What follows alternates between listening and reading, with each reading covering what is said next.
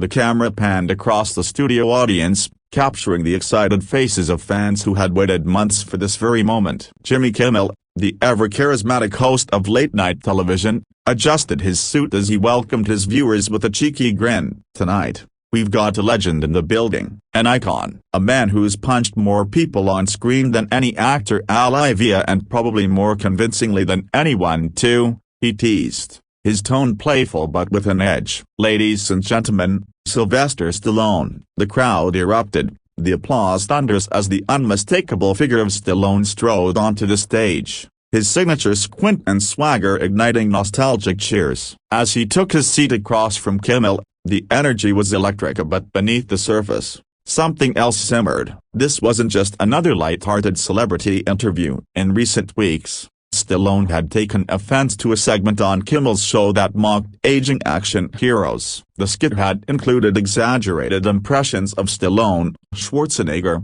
and Van Damme as bumbling, outdated relics. While many laughed it off, Stallone had remained publicly silent until now. Kimmel, oblivious to the storm brewing beneath Stallone's calm demeanor, launched into his usual banter. "So, Sly, do you still wake up every morning ready to fight 100 Russians?" The audience chuckled, but Stallone didn't laugh. Instead, he stared at Kimmel with a cool expression and replied, "Actually, I wake up wondering why guys like you think it's okay to belittle the work of people who change cinema." The air in the room shifted. Kimmel blinked, caught off guard. "Hey, come on, it's just comedy," he said with a shrug. Stallone leaned forward, his voice low but firm. "There's a difference between comedy and disrespect. You mock people who built something real because you've never risked anything. You've never stood in front of a camera with nothing but your soul on the line, hoping the world connects with your truth. So yeah,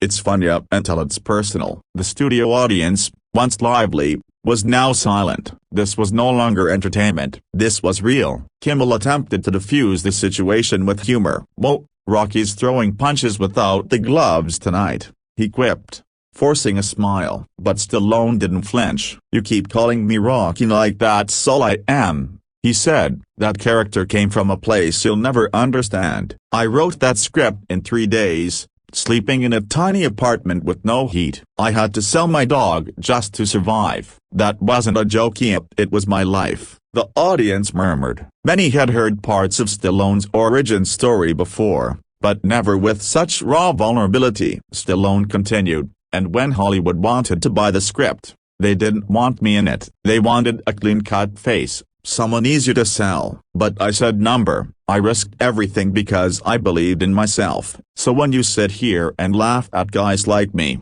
you're not just making fun of movies, you're mocking people who had the guts to bet on themselves." Kimmel's smirk faded. "Okay, maybe we went too far with the skit," he said, his voice quieter. Stallone leaned back, finally allowing a small, hard smile. "Maybe, Jimmy, you build your comedy on tearing people down. You dress it up with clever lines and nice lighting, but it's the same game, ridicule. You bring guests on to laugh with you, not at you. But tonight, maybe it's time someone turned the spotlight back." For a moment, Kimmel looked genuinely unsure of how to respond. The power dynamic had shifted entirely. Stallone wasn't just a guest anymore, he was the dominant force in the room. As Kimmel tried to regain control, asking a pre-prepared question about Stallone's new project, Stallone smoothly ignored it. "You know what the real issue is?"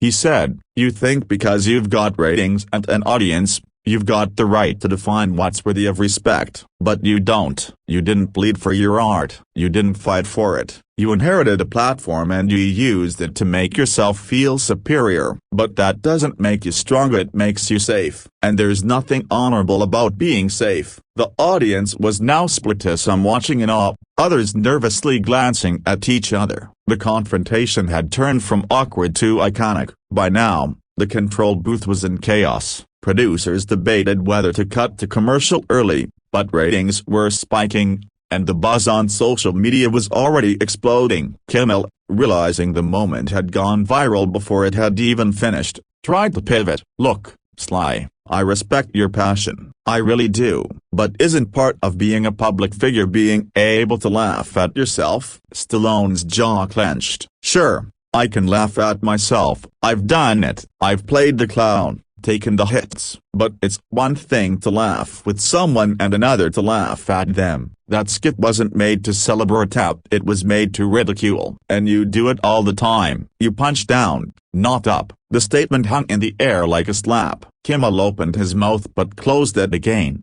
clearly weighing his words. Stallone pressed on. You think because you smile when you say it, it's harmless, but your jokes stick. They become the way people see us. You turn artists into punchlines, and you've done it for years. For the first time in a long while, Kimmel didn't have a comeback. The silence stretched, uncomfortable and telling. Stallone shifted in his seat, his voice softening just a bit. You know, I'm not here to make enemies. I've spent my life trying to tell stories that inspire people. Stories about struggle, grit, redemption. But I can't sit quietly while you undo that with a laugh track. Kimmel finally spoke, slower now. You're right about one thing. I do use comedy to cope with things. Sometimes that means crossing lines. And maybe I crossed one with you. Stallone nodded. I appreciate that. Just remember, every joke has a cost. And sometimes that cost is respect. The audience applauded, and not the usual hoots and cheers,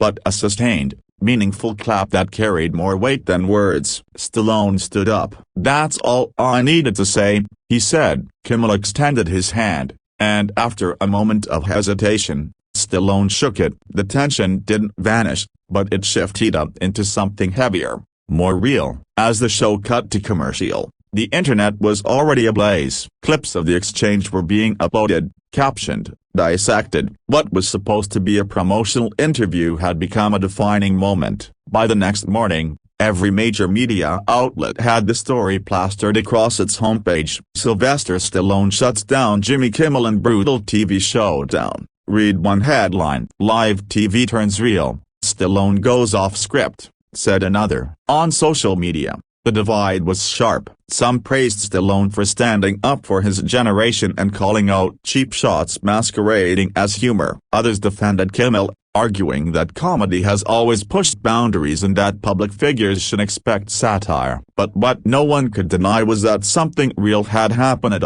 and that it had struck a chord. Stallone, now back in his hotel suite, watched a replay of the interview with a solemn expression. He hadn't gone there to attack. He had rehearsed polite answers, ready to deflect with grace, but the moment had demanded honesty, and for once, he hadn't played the role he'd spoken as himself. Downstairs, his publicist was fielding calls from every network, every podcast, every magazine. Everyone wanted a follow-up, but Stallone wasn't interested in feeding the machine. He had said what he needed to say. Meanwhile, Kimmel's team met behind closed doors. The fallout wasn't just about Slenia, it raised questions about the tone of the entire show. Had they become too cynical, too reliant on irony? Later that week, Kimmel opened his monologue with a different energy. He addressed the moment directly, acknowledging Stallone's points and admitting that sometimes the show crossed the line. We're here to entertain, he said, but that doesn't mean we shouldn't listen when someone says we've gone too far. The audience applauded,